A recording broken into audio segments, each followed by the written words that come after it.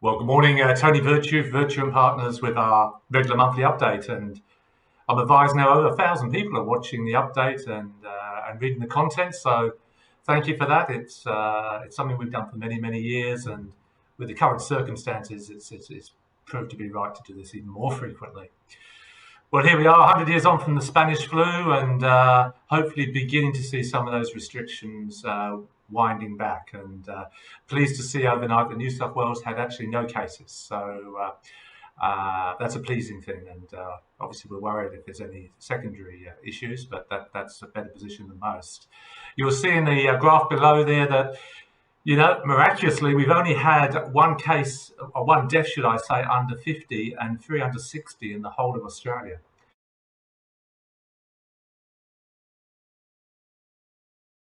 And when you compare that to the global position, it's quite extraordinary there. So it does look like we have the resources to manage this through. And now we need to tilt, I guess, from saving lives to saving livelihoods, as they say. Look, at this stage, we're seeing some of the government benefits coming through. There's been $160 billion worth of loans now deferred for up to 6 months. So, and tenants can't be thrown out for 6 months either. So this hibernation, well, hopefully it'll be much less than 6 months, but it's certainly acted as a circuit breaker. The JobKeeper money, 5 million people now receiving $1,500 a fortnight. And that's incredibly generous of the government. It is reducing a lot of the potential social unrest that I was a little worried I was going to see around Centrelink if people couldn't eat. Finally, there's been over 1 million Australians who've accessed up to 10 grand of their super. Sadly, they probably did it in the very worst markets, and they're all in growth type investments. So even though they got their 10, they effectively got 8 because the investments have gone down 20%. So all unadvised. So we probably can do that better. We need to keep enough liquidity in the system going forward, so you can draw down on cash rather than selling growth assets. Counterintuitively, global markets have done actually quite well, and what we're seeing is this flight to quality. So the Nasdaq is actually up 15% over 12 months. And you look at companies like Google, Amazon, all well up.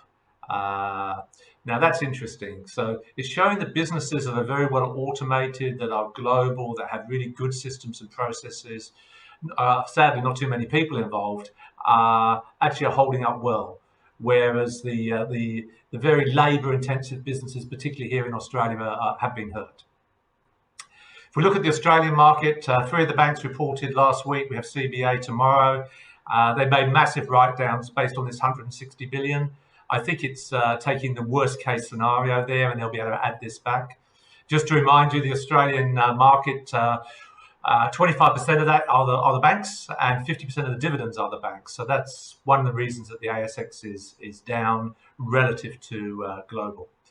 That said, the banks do look cheap, and if you can look a few years on, you can see the dividends coming back. Then this could be a good entry price going forward there.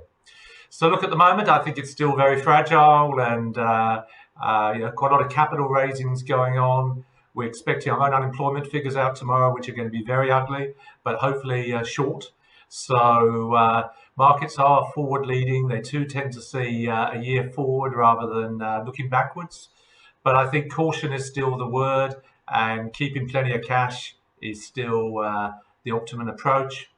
If you are investing, I think the indexes look a safer bet at the moment, and that's primarily what we've been doing internally.